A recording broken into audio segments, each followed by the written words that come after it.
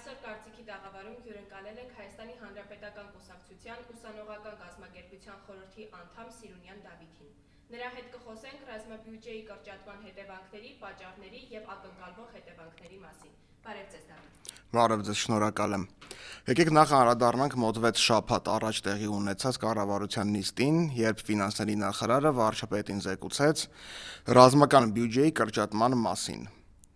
Օբյեկտիվ գնահատականի արդյունքում պետք է նախ փաստել, որ ռազմական բյուջեն իրականում սովորաբար շատ ավելին է, քան այն, ինչ որ տեսնում ենք թղթի վրա, որովհետև ռազմական բյուջե ասվածը իրենց նաև ենթադրում է այլ բյուջեների մեջ ներառված, օրինակ ենթակառուցվածքային բյուջեի մեջ ներառված նախատեսված ծախսեր, որոնք որ երկարաժամկետ տեսանկյունից անդրադառնում են ռազմական կամ ռազմաարդյունաբերական եւ անվտանգային ոլորտների վրա։ Սակայն մի քանի շատ տարրական տրամաբանական արձանագրում անենք։ Հայկական ռազմաբյուջեի կրճատման հարցը դեռևս քննարկվել էր Վաշինգտոնում եռակողմ հանդիպման ժամանակ, երբ որ Փաշինյանը, Ալիևը եւ ԱՄՆ նախագահ Դոնալդ Թրամփը համատեղ ստորագրեցին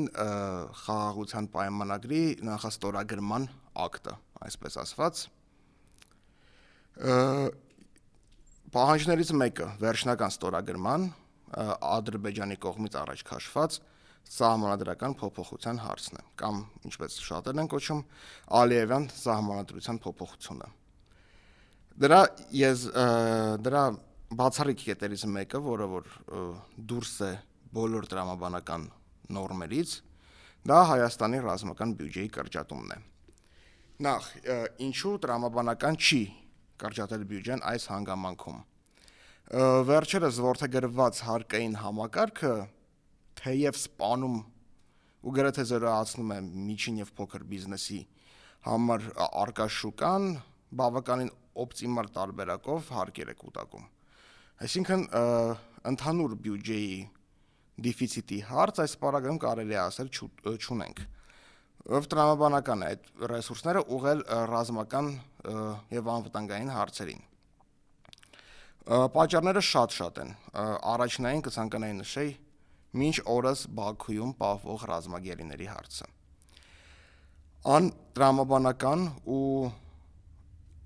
ապապետական է կրճատել ռազմական բյուջե, երբ քո հարևան թշնամի պետությունը պահում է քո քաղաքացիներին ռազմագերու կարգավիճակով, քո պետական եւ ռազմական էլիտային ռազմագերիների կարգավիճակով եւ դրան զուգահեռ շարունակում է մեծացնել իր ռազմական բյուջեն։ Հայաստանը վերջի մի քանի տարվա ընթացքում գրեթե $5 միլիարդ է ծախսել ռազմական զինտեխնիկայի ձեռքբերման հարցերում, մեծամասամբ Ֆրանսիայից եւ Հնդկաստանից։ Այդ ժամանակ, երբ դեռ ռազմական բյուջեն համեմատաբար ավելի բարձր էր, չկար այն հարցը, որը առաջանում է հիմա։ Արդյոք ռազմական բյուջեն կհերիքի զինտեխնիկայի եւ ձեռքբերված զինտեխնիկայի սպասարկմանը եւ գործունեությանը պատրաստ պահելուն։ Շատ վերլուծաբաններ կարծում են, որ ոչ։ Այստեղից կարող ենք անել տրամաբանական հետևություն։ Ռազմաբյուջեի կրճատումը հերթական ադրբեջանական պատվերն է ուղղված Հայաստանի գործող իշխանություններին։ Գործողությունները, որոնք այժմ տեղի են ունենում, դուրս են թե միջազգային իրավունքի, թե ռազմաարդյունաբերության, թե անվտանգային եւ թե տարրական քաղաքագիտական բոլոր հարթություններից։ Քաղաքական տրամաբանությունը Հայաստանում մահացել է։ Եվ մենք այսօր դրա շատ վառ ականատեսն ենք։ Երկարաժամկետ տեսանկյունից սա կունենա շատ լացելի եւ ծանր հետևանքներ